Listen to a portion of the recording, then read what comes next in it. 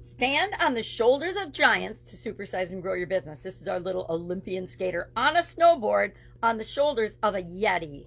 Kind of the closest thing I could find to a giant this morning. How cute is this? Anyway, today our idiom is to stand on the shoulders of giants. This is an awesome idiom. It's been around since the 12th century when John of Salisbury wrote that the philosopher Bernard of Chartres, or Chartres, no idea how to pronounce it, compared people to dwarfs, meaning that human beings and people were like dwarfs and they needed to stand on the the shoulders of giants, meaning we need to learn from the knowledge, the wisdom, the experience of people that have come before us and build upon that in order to create what it is that we want in our lives. We don't have to reinvent the wheel and learn everything for ourselves. We need to remember to continually learn and grow from other people, from other respected sources of knowledge and wisdom that have come before us. You know, some of the fastest growing businesses happen because instead of reinventing the wheel, starting something from scratch or new, you can buy a business, you can build upon an existing business or idea. Lots of competition springs out of seeing someone else successfully do something and copying it, and then finding out what's unique and special about their business and using that as a springboard to what has come before.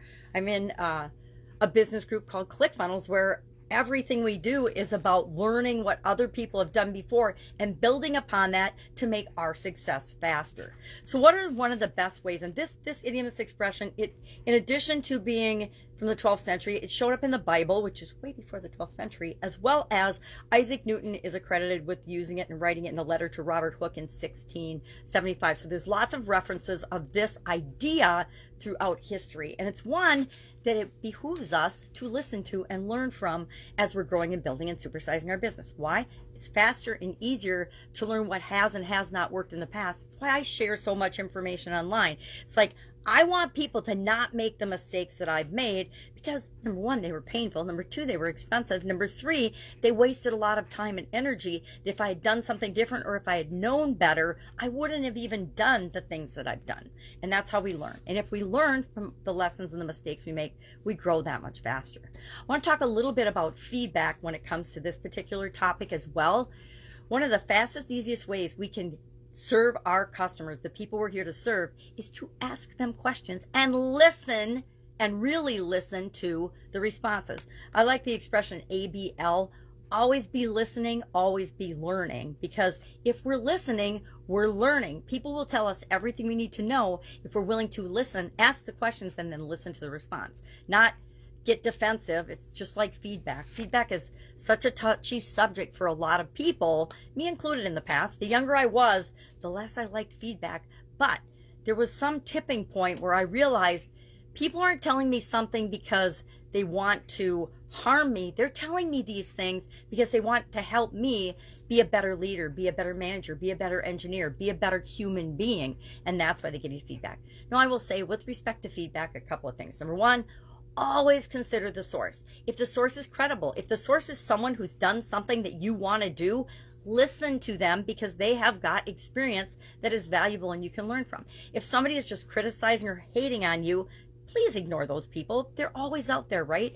A lot of people will give us negative feedback because they don't like what we're doing, because it stretches their comfort zone and they're not comfortable doing the things that we're doing. You don't listen to those people. You listen to the people that are credible, have the experience, have the wisdom that can help and guide us. Coaches, mentors, mentorship groups are one of my favorite things, especially entrepreneurial or business mentorship groups, because if you're building a business, of course, and that's what we're talking about here, because we can learn from other people's experience. And if they're all in different industries, all the better, because one of the fastest, easiest ways to grow and supersize your business is to learn lessons, stand on the shoulders of giants in other industries, and apply those lessons to your industry. It's a way to get a competitive advantage. It's a way to stand out from the crowd. It's a way to build and grow and supersize your business.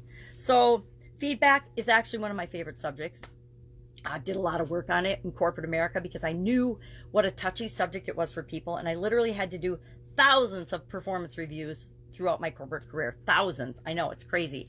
I had 800 to do in 1 year, which is absolutely asinine. So I did automate and figure out the process. And I implemented a what I call 360-degree feedback thing, where people would select the people they wanted feedback from, and of course their boss would always give them feedback, and a couple other people, but it was a team-based system, so it gave a much more balanced perspective and feedback that people were less likely to resist and more likely to accept, as it was given in a way to help them. And that's the important thing about feedback. Make sure when you're sharing your opinion and your feedback that it's to add value to the person and to help the person, not just to blow off steam and get things off your chest. You know, if we need to do that, talk to a pillow or something. All right, I love to know your take on this particular idiom and expression. I love it. I think it's a great expression. I think it reminds us to always be learning, always be listening, always be asking and seeking out feedback, because it's one of the fastest ways to build your business. All right, have an awesome day, and I'll, of course, be with you tomorrow.